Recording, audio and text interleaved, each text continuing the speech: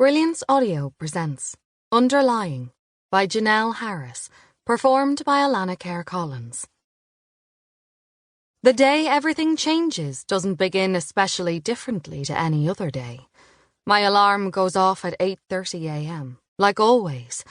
With my eyes still closed, I stretch my right arm over the edge of the bed and pat my hand around my bedside table until I hit the right spot on my phone to shut the alarm off.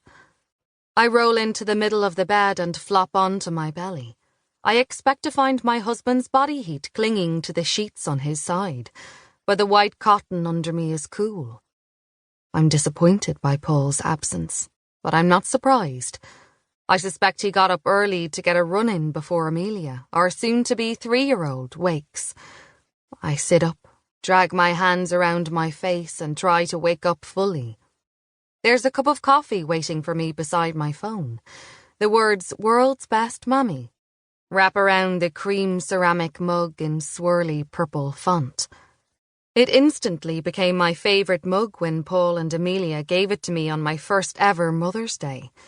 But before I dare to enjoy a sip, I tilt my ear towards the bedroom door.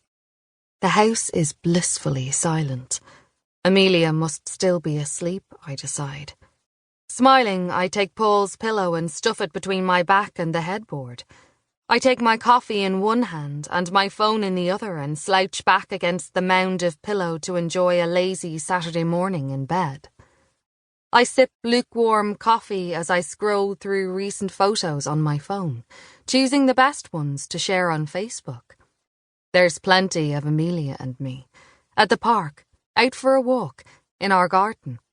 Our selfies are hilarious. Or at least I think so. We're always pulling faces or trying to make each other laugh. Amelia almost always wins, and I giggle first. Unfortunately, I don't have any shots of my husband.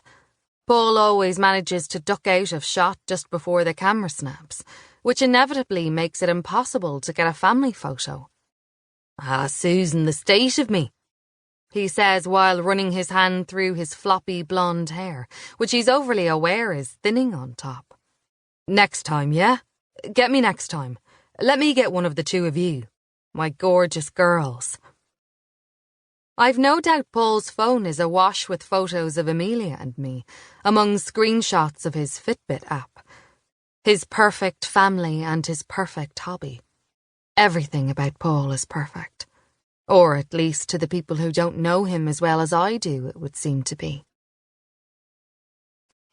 Scrolling on, I find a shot of us all in the park last week, and I upload it as my new profile picture. My nagging wore Paul down, and he actually stood for a photo. Unfortunately, my eyes are closed, and Paul's face is obscured by a large tree branch and a cluster of leaves. But Amelia is smiling brightly, and there's the unmistakable sparkle of childhood innocence in her eyes. I love it. Gentle noise coming from downstairs hints that it's time to get up. Paul's voice like a gritty rainstorm, and Amelia's giggles like the rainbow that follows, make their way up the stairs to wrap around me like a warm hug. I set my empty coffee cup and phone down on the bedside table, throw back the duvet and dangle my legs over the edge of the bed. I pause for a moment, trying to get the bubbles of nervous excitement popping in my tummy under control as I think of the day ahead.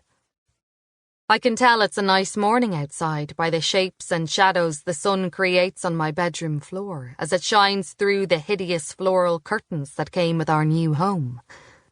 I breathe a sigh of relief, confident in the knowledge that today is dry and warm.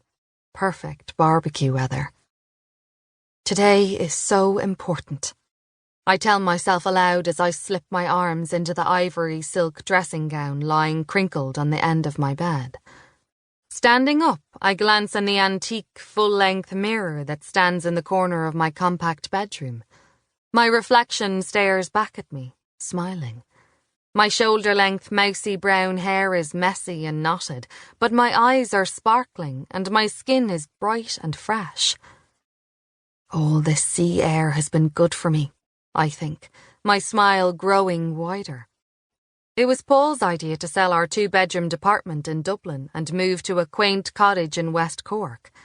I protested at first, not just because I didn't want to leave the convenience of the capital city behind me. I mean, sure, that was part of it, but I also didn't want to move to the back arse of nowhere where I didn't know a single person and start my life all over again at 35.